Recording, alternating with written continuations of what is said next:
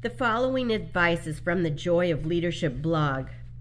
When people are rude or hostile toward you, do you retreat? Do you run? If someone is mean to you, do you respond with anger? Anger makes you weak and gives the power to the other person.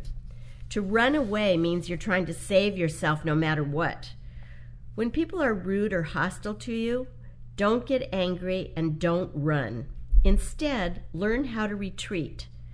To run is a sign of weakness. Retreat is a sign of strength. In retreat, there's no fear, just dignified reserve. To retreat, do it before it's too late and while you're still in possession of your power and position. I posted that on the Joy of Leadership blog under the title, When People Are Hostile Toward You. During World War II, President Roosevelt, every day at 5 o'clock, he had a cocktail hour in the White House, and he invited only people who would agree not to talk about the war and not to talk about politics, and they had to be able to tell a joke. and so for 1 hour every day, he gave himself that break. You know, he allowed himself to have this like downtime and uplifting spirits. And he was going through, he was having to make decisions like, you know, which troops would go. Basically, he was having to say every day who was going to die that day.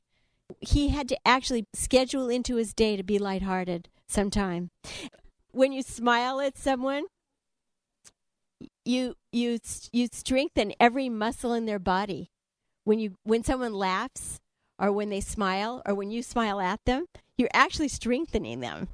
So when President Roosevelt was having that hour where friends were telling jokes to him, he was actually getting the strength to carry out his work. So that's why I recommend to you as a leadership principle is to actually schedule in time for fun and humor and thinking about smiling.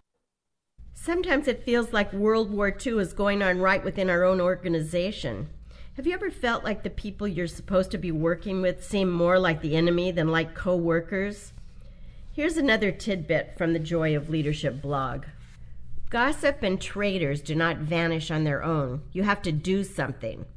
Think of nature. Thunder releases tension in the atmosphere, but then things quickly return to normal. When you're biting through something tough, you have to bite hard, but then return to normal chewing. When I screw up, sometimes it's because I'm too gentle, and sometimes because I'm too strong. Either I totally withdraw and don't speak to the person. In this case, they don't know what I'm thinking and the tension drags on. Or when I'm too hard, they defend themselves, justify their behavior, and make me wrong.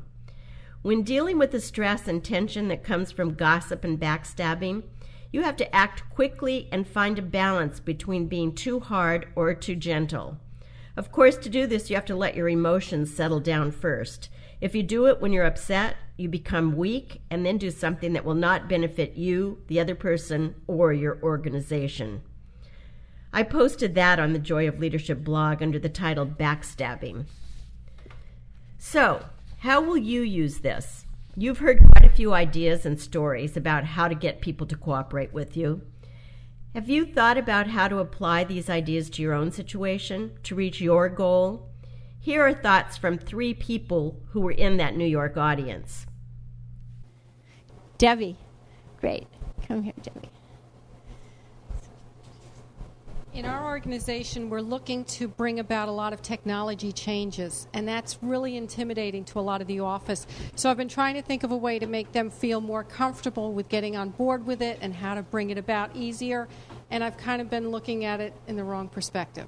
So now I need to look at figuring out how they will feel it serves them as opposed to getting them to get on board. Debbie, what's your organization? The Chamber of Commerce. The Chamber of Commerce for Orange County. Mm-hmm. Great. I suggest that you ask them if you could get anything you want to make your work easier, what would you want? And then see if that applies to technology in some way. One of my reasons for wanting Shar to come was we need to increase membership. So I know that I need to reach out to the person that I don't know. Because I do that. I go into a room and I look for the person that I know. So that's one of the things. Thank you. What happens is leaders come to meetings with their agenda.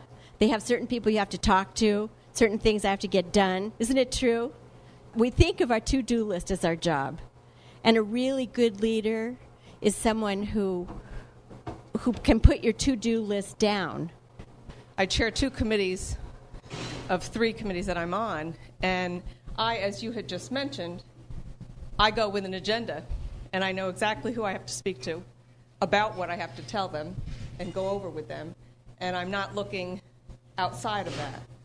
And that's going to be an inspiration for me to concentrate on the outer instead of always just going down on the agenda of that. I think that's going to be very important that I take away from this.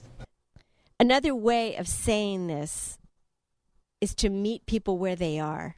A lot of times we think, oh, I have just the right people if they were only different, in my group or my organization or whatever as the leader. And appreciating people exactly where they are is what makes it possible for you to become a great leader.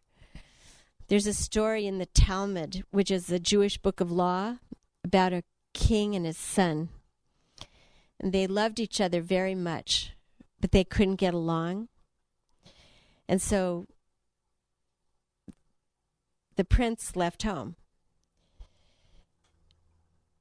After a while, the king heard that the son wasn't doing very well, so he sent a message to the prince, "Come home."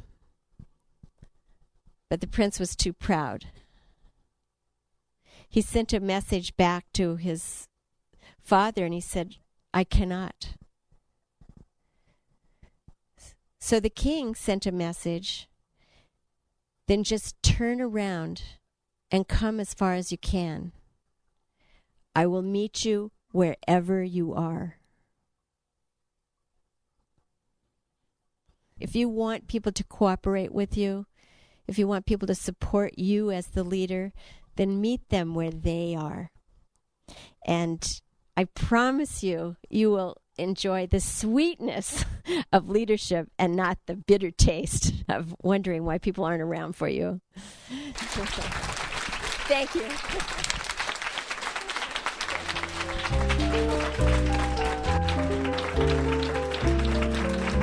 Remember, you can find more leadership tips at joyofleadership.com.